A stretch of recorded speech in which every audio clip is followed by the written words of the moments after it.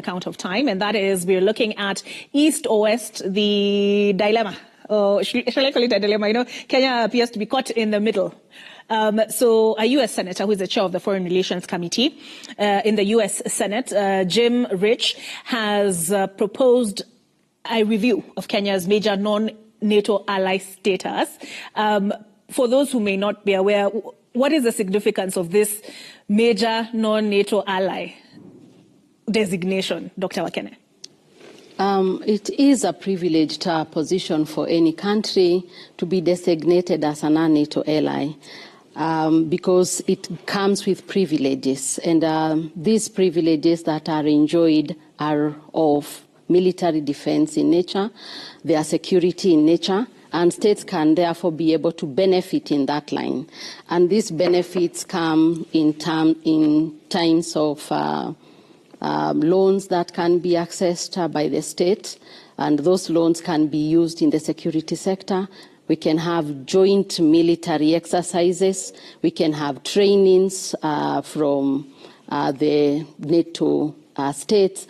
And even more so, we can also be able to benefit in a way where, as a state, we can be able to ensure that we also have that research done and benefit from the arms that are, or the stockpiles that are available within the NATO ally states. So it's really a prestigious position that comes with those opportunities and privileges for any state. And it is a coveted position. And as a country, we are privileged really to be among the 18, and more so coming from the global south, south of Sahara. We are the only state they are in, and therefore it is such an honor for a country to have this designation. Mm-hmm. Yes. All right, so some of this furore, Wakili, emanated when President William Ruto was on a state visit to China at the Peking University, and I believe it was in April. And he talked about Kenya and China being co-architects of a new world order, and it really did not sit well with the gentleman in question, Jim Rich. So in Kenya, privileged to state visit to the U.S. and then later a state visit to China. What did you make of the president's remarks? Well, when I heard of it, I instinctively knew that we were going to upset certain interests in Washington. When you look at global politics right now, you can see the tectonic pull between Washington and China in terms of global competition. So whoever was in charge of speech writing for the president that day put him in a difficult position, because when you talk of new world order, this is a battle that has been fought politically and legally for some time now. In terms of new world order, we have a treaty document that has been pending since the 70s in terms of economic change, economic order in the world that the U.S. and her close allies have been objecting to. You can see with Trump 2.0 coming in, he's becoming assertively nationalist, and there's a lot of national jingo being paraded by the Republicans under Donald Trump. So it was not prudent to use the terms new world order in a speech, especially knowing that your audience will include hawkish nationalists in Washington. That having been said, on our part as a country, it also calls to us to review how we transact business internationally. We have been reactionary. We have been, knee-jerk. We don't plank our foreign diplomacy on the basis of principle. And when I talk of principle, let me give you the example of South Africa. Mm-hmm.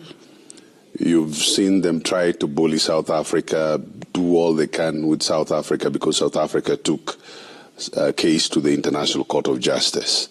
South Africa has weathered this storm because South Africa's foreign diplomacy has been planked on ideology, and it has been stable in terms of in terms of principle. In terms of Kenya, you cannot tell where Kenya is. Today we are saying this, tomorrow we are saying this, and Mheshimiwa, as a parliamentary committee, the Constitution does not allow your committee to sit idle. Foreign policy and foreign policy concerns are not exclusively in the domain of the executive.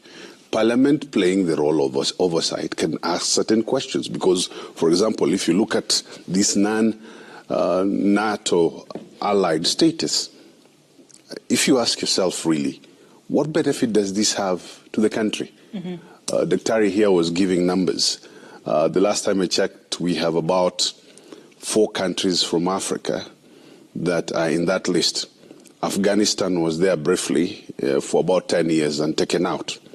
So this designation depends on the whims of the United States. And what do you get? You get loans and probably loan guarantees through the IMF, military arsenal and military aid from the Americans. You'll never get the real deal. You'll probably be approved to buy some second-hand military equipment from Jordan and other allies. We need to weigh before getting into some of these engagements, because in terms of rhetoric, it might sound very lofty, very good for purposes of individual ego in Nairobi, but in terms of the future of the country, what does it bring on the table? All right. Dr. Kanenje, and I'll allow you a chance to respond as a member of the Defense Committee, Mheshimiwa. But first, Dr. Kanenje, there's something that Wakili has raised. He said, Kenya, you cannot really tell. He said South Africa, they have certain principles. Kenya, you cannot really tell where we are. What has been our approach? Because I hear a lot about neutrality, non-alignment. Is that deliberate?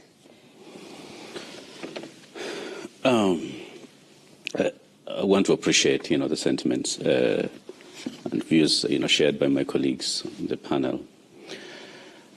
South Africa is guided by ideology when it comes to certain things. For instance, the question of apartheid or the Middle East, conflict, it's been very clear and very consistent. But in so many other aspects, is a lot more actually like Kenya, because it has very strong relations with the East. It has very strong relations with the West. So it's not a country that is aligned, for instance, with the East to the exclusion of the West. Now, Kenya, you can't tell. No, Kenya, we can tell. During the Cold War, we were non-aligned, but we actually leaned west, by and large. Okay, but we're part of the non-aligned movement, at least on paper, but also in certain aspects in terms of practice. And so we were able to play, both, parts. That's why you have Russia in Kisumu. People don't know where it came from, but you have to go back to the history, and you're still going to have, the institutions and infrastructure was built by the West as well as the East, including even the Chinese, in the 80s. The stadium, some of the stadiums we're playing in right now, University of Nairobi Library, look at where they came from. So part of it has been part of that kind of strategic neutrality that we've tried to engage in. Now, but before I think we say this, because the elephant in the room is this non-NATO. Yes. Right. One, the United States has not changed. Neither has it reviewed, Kenya's foreign power, or rather Kenya's non-NATO ally status. It is a committee of the House, the Senate, that is actually reviewing. And this is something that happens periodically, in terms of programming and stuff like that, to see the viability of these programs in the wake of perhaps new facts. And my hunch is, after reviewing that status, I don't think it's going to change substantially. Sometimes I think when it comes to international relations and we're dealing with big powers, we always want to believe the big power has all the cards, but that is not exactly true. Now, the sentiment by the president, many people have had reservations about in Beijing, or rather in Kenya, about his sentiments in Beijing. The truth is, there's a new world order. Perhaps you have a new world disorder, that's what I've been calling it, that is going to give birth to a new world order. And that new world order is inevitable. It's the kind of order that the president was calling for when he was in Europe about the changing the international financial system that seems to be, skewed in favor of the West. You see, so the world has changed. The world has the post-1945 era is gone. It's not going to come back. And I know my friends, and I have friends in the West. I have pretty much friends all over, and I'm talking about from policy-making, levels, not just any friends. And they also understand the world has changed. Now, the president's sentiments about co-Arctics, part of it, he was trying to position Kenya as a critical player in this new architecture. The truth is the world looks at Kenya, including the Western world, as a key actor on the continent and is going to help in shaping the new world order. Now, we may not have all the muscle, but that doesn't mean we can't get some muscle to be able to influence events within our region and around the world. We're among the top 6 or 7 largest economies on the continent, you see. We are the bellwether state for democracy. You literally can't get within this region without thinking about Kenya. So there's a reason why Kenya has become important. Now, for the president to verbalize that is not that he's just trying to chest thump or to try and please people in Beijing. It's actually a recognition, and I think communication of Kenya's agency and readiness to do that. Mm-hmm. Now, it is true that this is a privileged position, but it also comes with costs, let's be honest, you see, because that to other Kenya's partners may also make them wonder, where are you exactly going? So when we are doing that, it's not just that we just looking for freebies. There are also risks that Kenya is also going to take in a way in which it can deny certain other kind of collaborations. And so it's not just that Washington alone is going to have all the cards to actually, when they make a review of this policy. But fundamentally, and what Kenyans also may not perhaps understand, while this is a parliamentary thing in the United States and it's not an official U.S. policy, and as I'm saying again, when you review everything in terms of Kenya-US relations, I don't think it's going to change fundamentally after the review is done. Mm-hmm. Jim was citing a number of things. Okay. Not just the speech in Beijing, but also about human rights. This is a gentleman, who in 2021 single-handedly vetoed the promised U.S. aid to Gaza after 11-day bombing that had destroyed hundreds of buildings. This is in this year in May, he has literally moved towards there cannot even be a discussion of helping Palestine in the case of genocide. He can't even acknowledge it. He's the same man talking about human rights. Okay? He's the same man talking about things we're doing. Now, that does not absolve us from some of the deficiencies we may have internally, but I think it should be understood within the larger context of geopolitical as well as U.S. own domestic politics and who he's speaking to. But I think in summary, considering that this is a periodic review by a parliamentary committee, which of course has to face a vote, you see, of the House, because the committee alone cannot just decide on a policy. It's not going to give me any sleepless nights, in part because it's unlikely to actually go through at this stage. And if it does, it's not just going to be a loss for Kenya, it's going to be a loss for the United States in terms of its relations with Africa. All right. Mheshimiwa, what role does the Foreign Relations, Kenya's equivalent to the Foreign Relations Committee, Foreign Affairs and Defense Committee of Kenya play in shaping our foreign policy? Well, let me just, first of all, speak on the bigger subject, because just like the senator, there is a separation of powers between the executive, Congress, and the other institutions of state in the United States. We have the similar kind of separation, and we do play our part in oversighting and guiding the Ministry of Foreign Affairs and the Kenyan state. But the ultimate driver of foreign policy in our country is the executive. We have interrogated and called the Ministry of Foreign Affairs and the Ministry of Defense to discussions and engagements at the committee level. Most of this is played at the committee level, which is not so much publicized or known, I think. But coming to the subject itself, is that there is the concept of sovereign equality in international relations, and particularly since the creation of the United Nations, that all nations are equal, regardless of their size, their population, and so on. And Kenya is a free an independent country among those many countries. And for many years, developing countries like ours have been campaigning for a more equitable global system. Because when the United Nations was created, we were a British colony, and so were most of the African countries. And for our president to articulate this position is okay, because we don't want to be a subordinate state dominated by imperial new colonial powers like the United States or the European Union.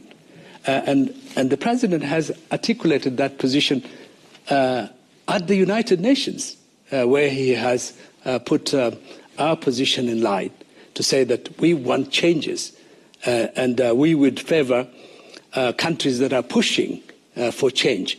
And a major power, upcoming and a major power that is pushing for change is China, through the association of BRICS, these countries that are brought together, Brazil, India, some of the bigger countries in the developing world. And I think our foreign policy has always been subordinate to the Western interest. We have favored the West. We have been in the pro-West. And this happened in the 1960s when we became independent. There was a struggle for the control of Kenyan foreign policy and where we were going between Jomo Kenyatta, the president, and Jaramogi Oginga Odinga, who was the vice president, who was considered to be pro-Soviet, which the Soviet Union was at that time the other power. And we finally ended up in the Western camp, despite the fact that we claim to be a non-allied country. We're not. And that's why I think when you see our engagement with the United States, it is not based on equality. For example, what are the benefits for us in becoming part of this security alliance that is headed by the United Nations? Because it means the moment you are favored and become a favorite son or person or state, you become an enemy of the other, and that's what they require of you. So this senator is just expressing things that they normally do behind closed session to say, why is a subordinate country like Kenya, whom we favor, go to China? And why does it express independent views of saying we're going to fight for a new world order or not? The expectation is that we are part of that American empire. We're not an independent, free, sovereign country that can make our own decisions. And I think this is this is something we must get away from it. It is not in our interest to be in the Western orbit. What we need is to look out in our national interest, have a principled foreign policy, which would look at what is happening on the world from the perspective of Kenya, the perspective of Africa, and the global South. Only then can we have the respect and the voice that we need in international relations vis-à-vis other African countries. For example, South Africa has been mentioned. There are countries like Algeria. There are countries like Nigeria, which have taken a very strong position many times on African issues. For example, during the liberation struggle, the Africa liberation struggle, Tanzania under President Nyerere was punching above its weight. Yes. Because it had taken a principled position of saying Africa must be free, and we would work with powers that support that principled position. And I think that is what is happening. And again now, if you look at the Western world, the rest of the world is catching up with America and the West. You know, it's not necessarily that the United States is stagnant or is declining, but is probably stagnant. We now have China as a rising power that is very friendly to us. that has supported our infrastructure development, our national development goals. The key challenges that are facing us as a country is for us to industrialize, to build a powerful economy so that we can provide employment, we can have growth and provide employment because we have a very young population. 60% of our population is young. They want jobs. They want a better future. And the only way we can do is that by growing our economy. The only country that has supported us as a nation in building the infrastructure and development that we need is China. And China does not act like an imperial power. It doesn't tell us like little children. It doesn't belittle us. It treats us as an equal nation among the nations of the world. And it does not interfere in our internal affairs. It doesn't tell us what we should do. For example, the United States is preaching democracy and human rights. But if you look at what is happening in the world, for example, what is happening to the Palestinian people, the genocide in Gaza, the Americans are looking the other way. The Western countries are looking at the other way. They do not have the moral authority to tell us what to do as a country, to tell Africa what to do. And Africa needs to fight for a new order. It is absolute necessity. We need to have a new global system, new governing global system that would represent Africa at the United Nations, at the IMF and the World Bank as equal, not as a subordinate people who can be told what to do like little children. We are not. We are independent. We are a sovereign state, and Africa is a big continent with so many countries. We need better representation. We need our voice to be heard, and we want to take our place in the world. We're not going to accept subordination and imperial hubris like what is happening at the moment. All right. Dr. Wakene, America has taken, under Trump 2.2, as he called him, Wakili, has taken an America-first approach to pretty much everything. What is so wrong with Kenya taking the same approach? Taking a Kenya-first approach. And the president talked about trade. We have a trade imbalance with China. We are looking to address this. Basically, it is in our interest to pursue this relationship. Yes, it is that Kenya really needs to put its interest first, just like any other country anyway. It's all about your interest when it comes to international relations and pursuing those interests. And that is exactly what America is doing by putting America first. So there is nothing wrong, even for Kenya, to put itself first and to be able to come out, just like our president did, to defend and take a position and respond, in this case, that we are doing good business. We are doing a lot of bilateral relations with China, and is a dependable partner. And that aspect of partnership is what is required when it comes to international relations. Just like my colleagues have said, that international relations is about shared prosperity. It's about mutual interest.